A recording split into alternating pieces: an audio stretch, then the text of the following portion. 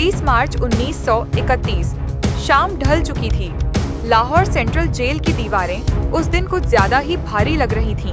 कोई शोर नहीं था, कोई नारा नहीं, कोई भीड़ नहीं, बस 3 नौजवान मौत का इंतजार कर रहे थे।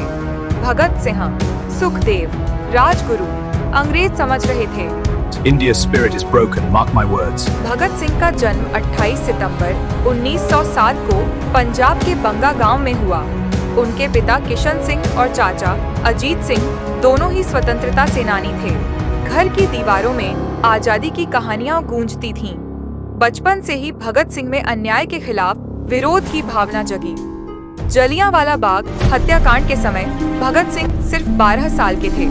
हजारों निर्दोष लोगों का खून देखकर उनकी आंखों में सिर्फ दर्द नहीं बल्कि क्रांति की आग भी जली। यह घटना उनके जीवन का पहला ऐसा क्षण था जिसने उन्हें जीवन भर ब्रिटिश साम्राज्य के खिलाफ लड़ने की प्रेरणा दी। बचपन में उन्हें किताबों में नहीं बल्कि देश की मिट्टी, पीड़ा और असमानता में जीवन का असली सबक मिला। उनके पिता और चाचा ने हमेशा उन्हें यह सिखाया कि डर को न मानो, अन्याय के सामने चुप मत रहो। यही वजह थी कि भगत सिंह का बचपन साधारण नहीं बल्कि एक आग के रूप में तैयार हो रहा था। भगत सिंह सिर्फ स्कूल के नोट्स पढ़ते नहीं थे।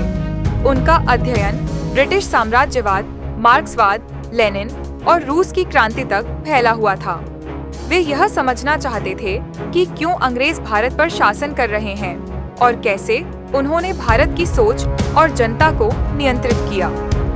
उनके लिए शिक्षा सिर्फ डिग्री पाने का माध्यम नहीं थी बल्कि देश को जागरूक करने का हथियार थी। उन्होंने बहुत कम उम्र में महसूस किया कि गुलामी सिर्फ बंदूक या ताकत से नहीं होती। असली गुलामी तब होती है जब लोगों को उनके अधिकारों और सोच से वंचित किया जाता है। इसलिए उनका लक्ष्य था शरीर से नहीं बल्कि दिमाग से अंग्रेजों की नींव हिलाना। भगत सिंह ने पढ़ाई को केवल ज्ञान पाने के लिए नहीं बल्कि क्रांति की रणनीति बनाने के लिए इस्तेमाल किया। उनका मन हमेशा देश की आजादी, अन्याय के खिलाफ संघर्ष और युवा शक्ति को जागृत करने में लगा रहता था। भगत सिंह का जीवन अब क्रांतिकारी बनने की ओर बढ़ा। उन्होंने Hindustan socialist Republican association (HSRA) से जुड़कर निर्णय लिया कि अब केवल भाषण और नारे ही नहीं बल्कि सक्रिय क्रांति की जरूरत है। उनके लिए यह रास्ता आसान नहीं था।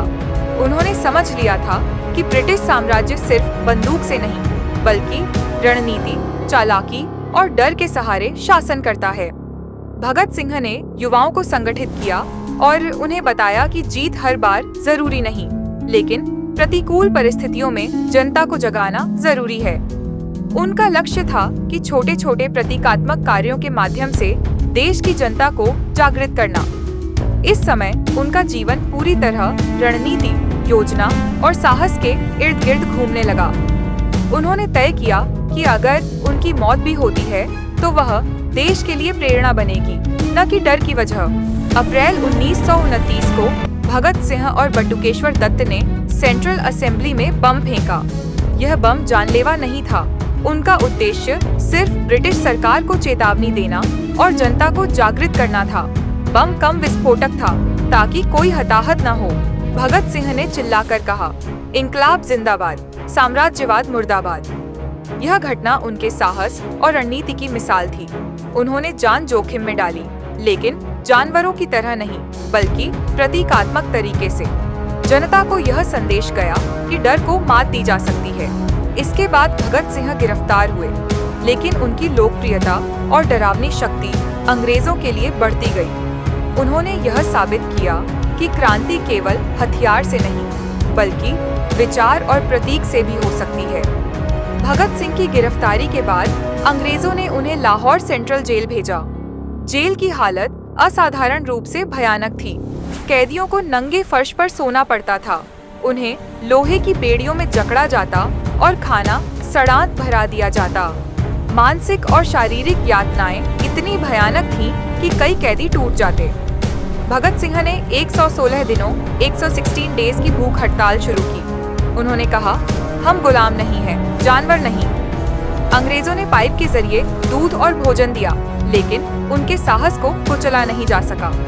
यह भूख हड़ताल सिर्फ शरीर की परीक्षा नहीं, बल्कि मन और देश के प्रति उनकी निष्ठा का प्रतीक बन गई। जेल में उनकी बहादुरी ने अन्य कैदियों को भी प्रेरित किया। भगत सिंह का मुकदमा शुरू हुआ। यह मुकदमा न्याय नहीं, बल्कि ब्रिटिश बदला था। गवाह खरीदे गए, सबूत तैयार किए गए। जज और वकील दोनों ही अंग्रेजों के समर्थन में थे। फैसला पहले से तय था। मुकदमे का उद्देश्य केवल यह दिखाना था कि क्रांति करने वाले को कोई बचाने वाला नहीं है। भगत सिंह ने अदालत में साहस दिखाया। उन्होंने अपनी बहादुरी और सिद्धांतों पर कभी समझौता नहीं किया। उनके शब्दों ने ब्रिटिश अधिकारियों को चौंका दिया। उन्होंने कहा, The chains of oppression will shatter, and the light of freedom will prevail. मुकदमे के दौरान उनके चेहरे पर डर का नामो निशान तक नहीं था। उनका साहस लोगों के दिलों में देशभक्ति की लौ जगा रहा था। लाहौर की गलियों में उस समय अजीब सी बेचैनी थी। अंग्रेजी हुकूमत बाहर से मजबूत दिखती थी, लेकिन अंदर से डर चुकी थी। भगत सिंह यह समझ चुके थे कि अब सिर्फ भाषणों से कुछ नहीं होगा। देश को झकझोरने के लिए एक ऐसा कदम चाहिए था जिसे नजरअंदाज न किया जा सके। वे जानते थे जो करने जा रहे हैं उसकी कीमत जान से चुकानी पड़ सकती है, लेकिन उनके चेहरे पर डर नहीं था, क्योंकि उनके लिए जिंदगी से ज्यादा जरूरी थी आजादी। भगत सिंह और बटुकेश्वर दत्त गुप्त बैठकों में मिलते थे। योजना साफ थी, मारना नहीं, सुनाना है। बम कमजोर होंगे ताकि कोई मरे नहीं, लेकिन आवाज इतनी तेज होगी कि पूरा हिंदुस्तान जाग जाए। यह आतंक नहीं था, यह संदेश था। वे चाहते थे कि अंग्रेज संसद में बैठकर भारतीय गुस्से की गूंज सुने। यह फैसला आसान नहीं था, लेकिन क्रांति कभी आसान नहीं होती। 8 अप्रैल 1929 सेंट्रल असेंबली, शांति थी। फिर एक धमाका और फिर दूसरा, लेकिन कोई नहीं मरा, क्योंकि मंशा हत्या नहीं थी। भगत सिंह ने पर्चे फेंके, इनकलाब जिंदाबाद। वे भाग सकते थे, लेकिन रुके। खुद को गिरफ्तार कराया, क्योंकि वे चाहते थे उनकी आवाज पूरे देश तक पहुंचे। उस दिन अंग्रेजों को समझ आया, यह लड़का डरने नहीं आया है। जेल की दीवारें ऊंची थीं, लेकिन भगत सिंह की सोच उनसे कहीं ऊंची। पूछताछ हुई, धमकियां मिली, लालच भी दिया गया, लेकिन वे नहीं झुके। जेल में रहकर उन्होंने पढ़ना शुरू किया, लेनिन, मार्क्स, रूस की क्रांति।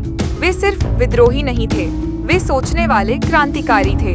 अंग्रेज परेशान थे, क्योंकि यह कैदी खामोश होकर भी सिस्टम को चुनौती दे रहा था। जेम्स सैंडर्स, लाला लाजपत राय की मौत का जिम्मेदार। भगत सिंह जानते थे यह सिर्फ बदला नहीं, यह चेतावनी होगी। एक शाम, एक गोली, इतिहास बदल गया। वे भागे नहीं, उन्होंने पहचान छिपाई नहीं, क्योंकि उन्हें डर नहीं था। उन्हें पता था अब रास्ता सीधे फांसी तक जाता है, लेकिन उन्होंने यह रास्ता खुद चुना था। मुकदमा सिर्फ नाम का था, फैसला पहले ही हो चुका था। कोई न्याय नहीं, कोई बराबरी नहीं। अंग्रेज चाहते थे एक उदाहरण, ताकि कोई और सपना देखने की हिम्मत न करे। लेकिन कोर्ट में भगत सिंह की आवाज गूंज रही थी।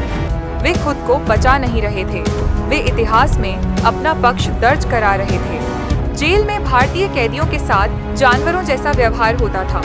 भगत सिंह ने भूख हड़ताल शुरू की। दिन, हफ्ते, महीने।